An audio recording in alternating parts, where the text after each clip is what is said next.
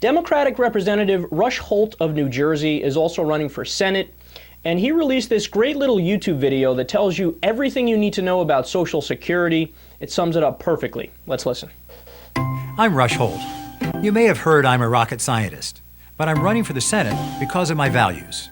So I get angry when Republicans say we have to cut Social Security to save it, and even angrier when Democrats agree. I'm angry because they're misleading you to protect the privileged and hurt everyone else.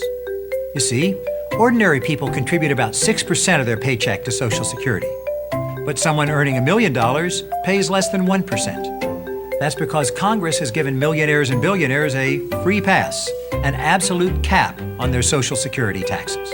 No matter how high their income, they don't pay a penny more. So why not ask the wealthy to pay the same tax rate as everyone else? That would save Social Security, no need to raise the retirement age or cut benefits. This isn't rocket science, it isn't even fifth grade math. To save Social Security, make the wealthy pay their fair share.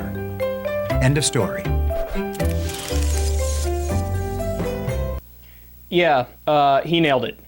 So Republicans and Democrats, because there's a lot of sellouts, have been telling us for years, you guys don't understand. Social Security is going bankrupt. It's going bankrupt. We have to cut it. We have to cut all over the place. Well, number one, a government program doesn't go bankrupt. You either choose to fund it or you don't. It can go defunct, but it can't go bankrupt. And second of all, you don't need to cut it.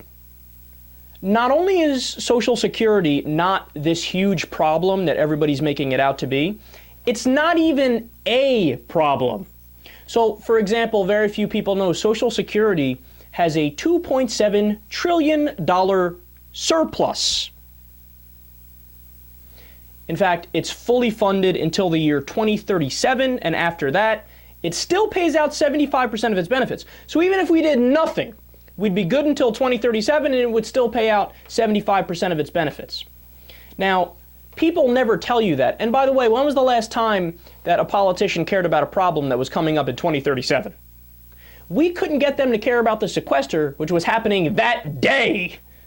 They never care about actual problems when it's actually in front of them. No, the reason why they're so concerned about Social Security is because it's the last nest egg that their buddies on Wall Street want to raid.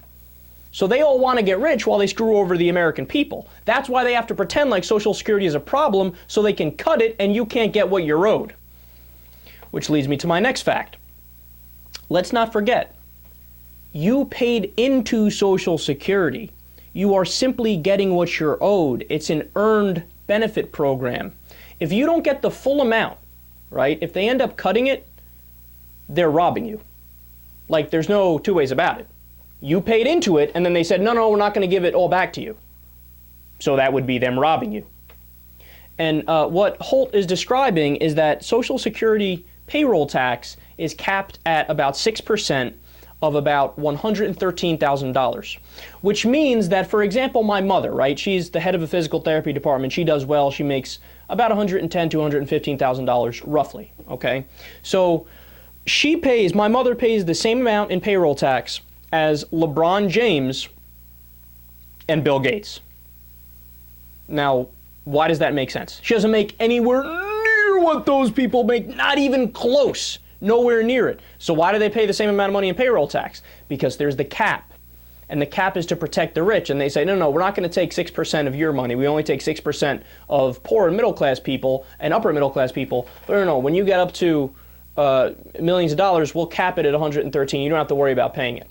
If you simply lift that cap, Social Security is fully funded as far as the eye can see. Never have to worry about it ever again. It's the simplest fix ever. And that makes all the sense in the world. But you don't hear many politicians advocating for it because that would mean their buddies in big business and on Wall Street and the rich would be mad at them. You raised my taxes a teeny tiny bit. I'm not funding your next campaign. But thank goodness we have actual progressives like Rush Holt out there arguing for the right thing.